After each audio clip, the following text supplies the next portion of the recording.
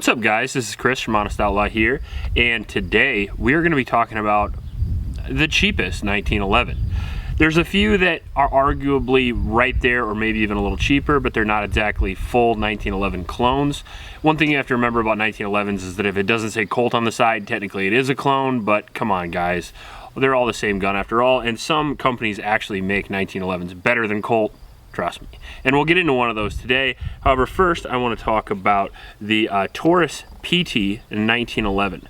Now this guy's a 9mm, and a lot of 1911 guys don't like that. Sorry, but 9mm 1911s not only use the ammunition that I have stockpiled the most, but they're definitely really fun to shoot as well. Being a steel frame gun in 9mm, very low recoil and a lot of fun. This particular 1911 is really cheap, and that is one of the reasons why it's very popular. This gun comes in at around $500. The average 1911 comes in between $800 and $1,200, so if that gives you an idea, it's about half the cost. If you get into a super high quality hand-fitted 1911 like this Wilson Combat here, this is going to run you around $3,000. One thing you have to remember with 1911s, they're very old design, and they're not really able to be made with the same manufacturing processes as modern guns because they are over 100 years old in their initial design. They have some quirks, and a lot of times some parts are often a lot better if they are hand-fitted by gunsmiths. The Taurus is not hand-fitted by gunsmiths, not at $500 anyway, and that's one of the things you're going to lose with the lower price tag. Another thing you're going to lose is going to be quality control, manufacturing practices, and the quality of parts that are inside the gun.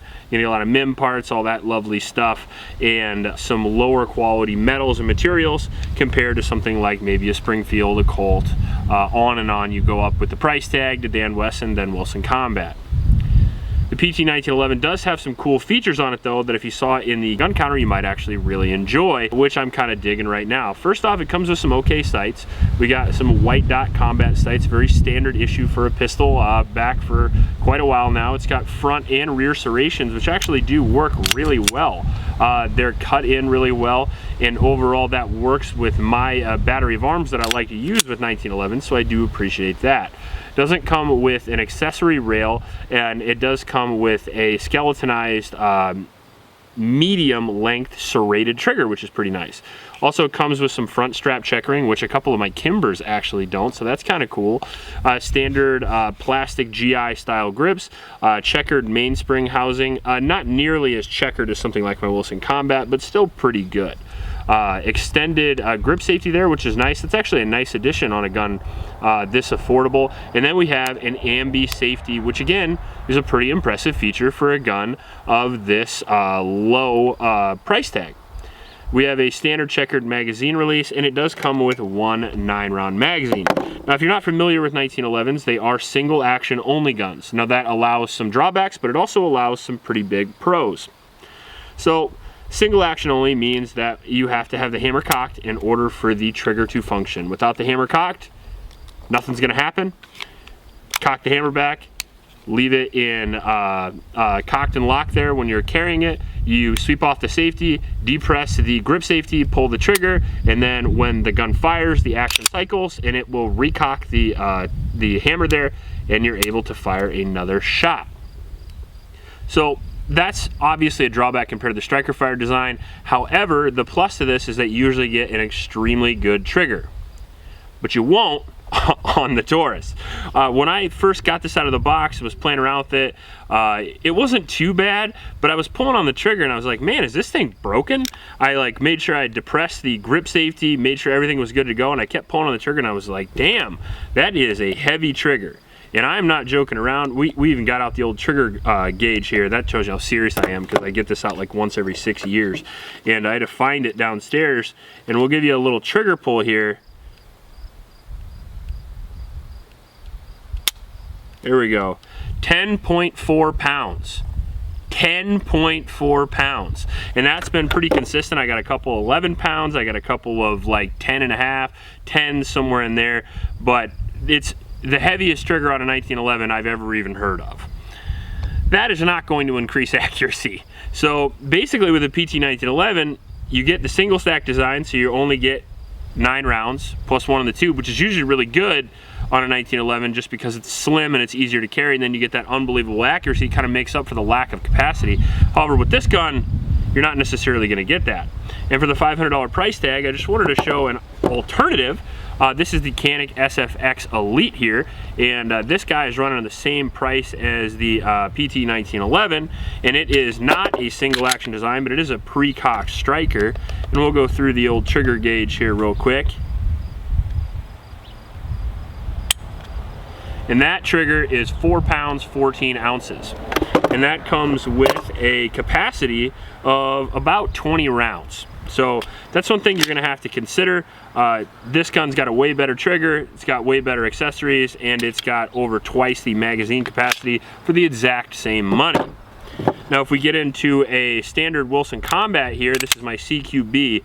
I mean, obviously you can see that the slide fit, finish, and function is significantly better on this gun.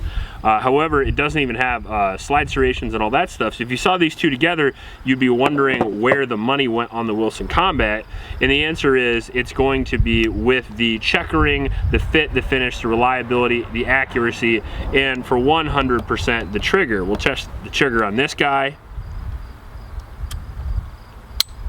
And that is 3 pounds 0.6. So 3 pound trigger on this guy versus the 10 pound trigger on this guy. So if you're wondering where the money went, it went into the trigger.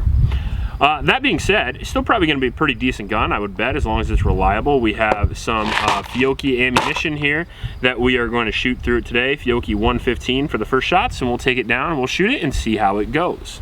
The sponsor of this video is Whip Machine. We appreciate them. Whip Machine is a company that I really like already. I've used several of their products in the past. All of them I bought for myself, including the Canuter valve and the SME, the sound mitigating equipment.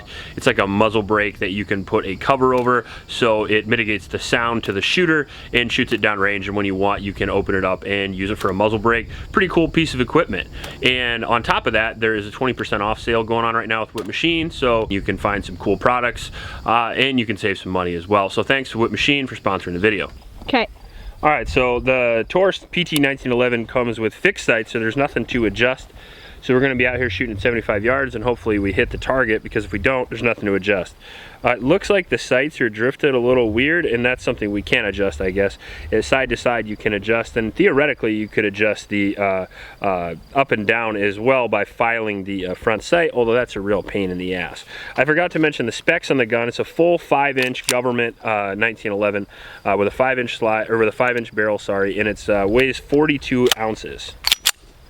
So let's give it a shot here and we'll see how we do with this very heavy trigger. It's actually heavier than my Smith & Wesson 686 double action revolver.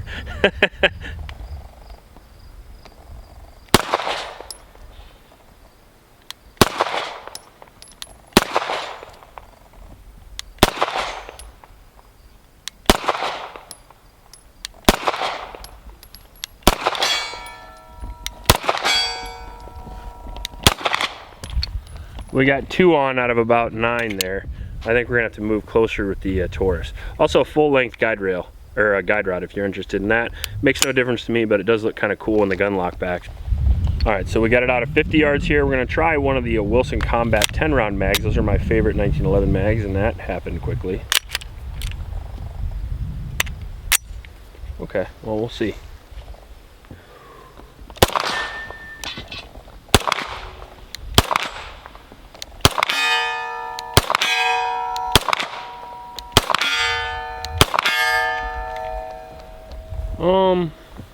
Yeah.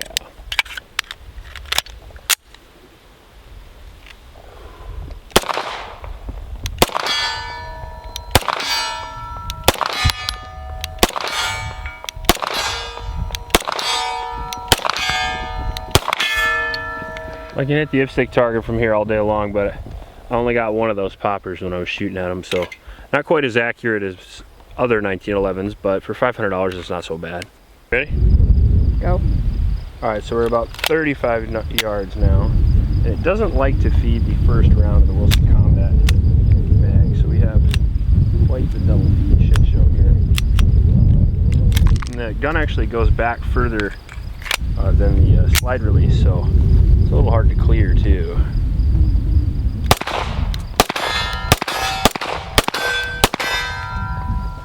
I think we're gonna stick to the factory magazine. We haven't had any malfunctions with it yet, so we're just gonna stick to that. We'll just stick to the single mag.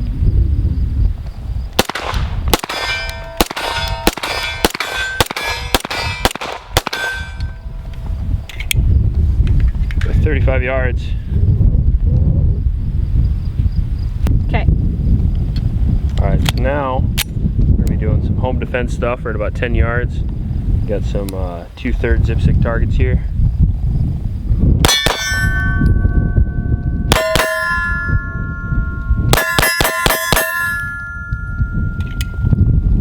Trigger makes it slow and less accurate than any other 1911 I've shot.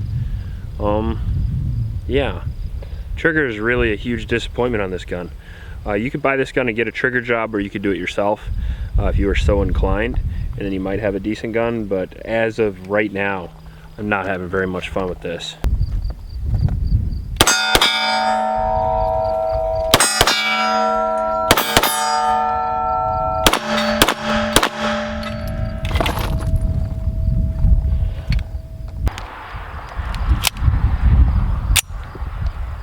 Ready?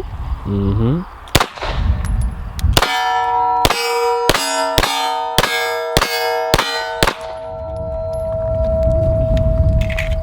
I don't think it's too bad, but Yeah, well, we're up close. I was just gonna say, from about 15 yards, Yeah. you threw 2 of them. That's true. Which you normally don't do. I mean, we're not that far away, and those are fairly big targets. It's true. Okay, rain on my parade. I'm just saying. Let's move back a little bit and see. Okay, sounds good. I'm not gonna say that. I don't know what Okay. I don't know what I'm talking about. Just go ahead. I'm holding the goddamn camera. Side release is nice.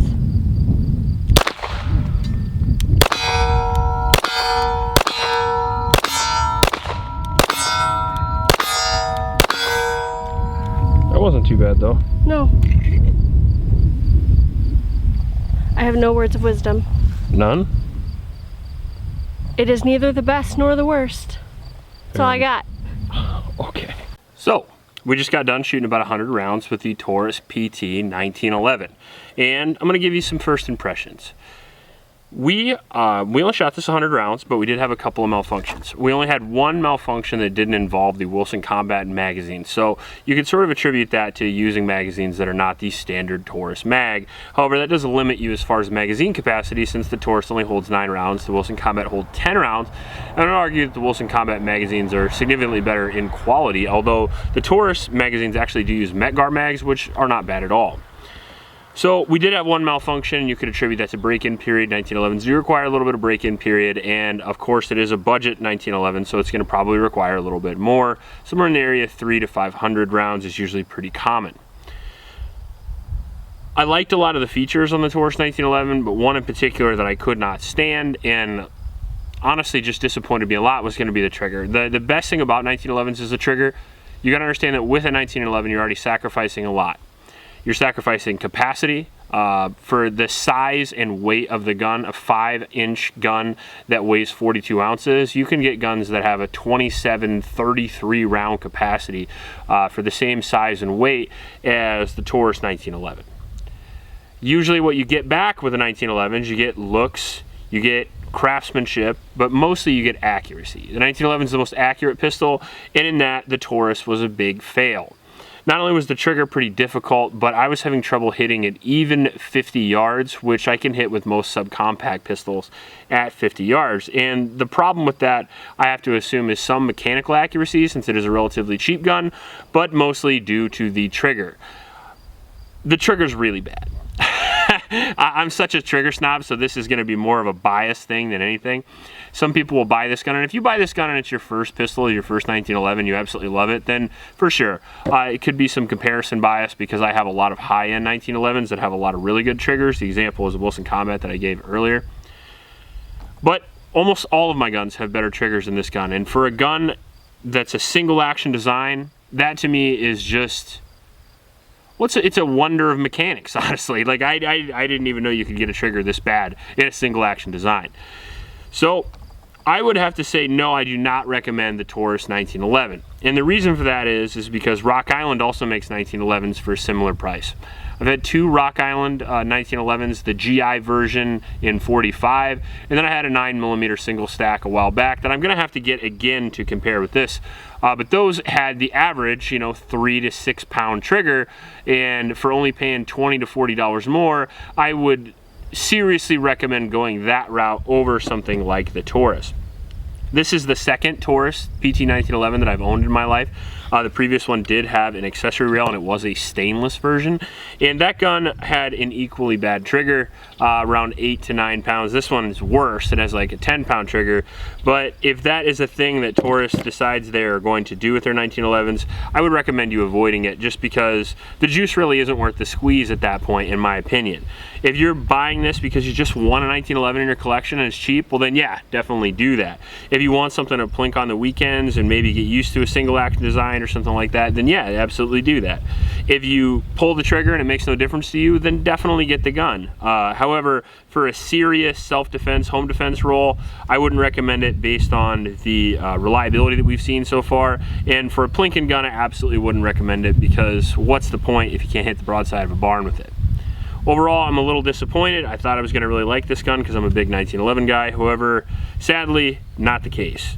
Comes with a lot of good features, and it's relatively cheap. However, I would seriously recommend getting into a Rock Island, or maybe a Colt, which isn't a whole lot more money either, or maybe a Kimber or something like that that's going to have the ergonomics and trigger that you would want out of a 1911. It's only a couple $100 more. That being said, I'm probably going to shoot some more rounds for this, do a full review.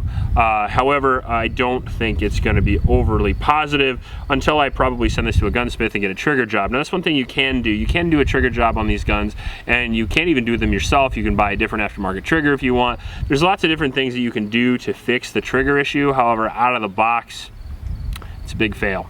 If you like this video, please like and subscribe. Please help out your local homeless shelters, and remember to recycle. I'll check you later.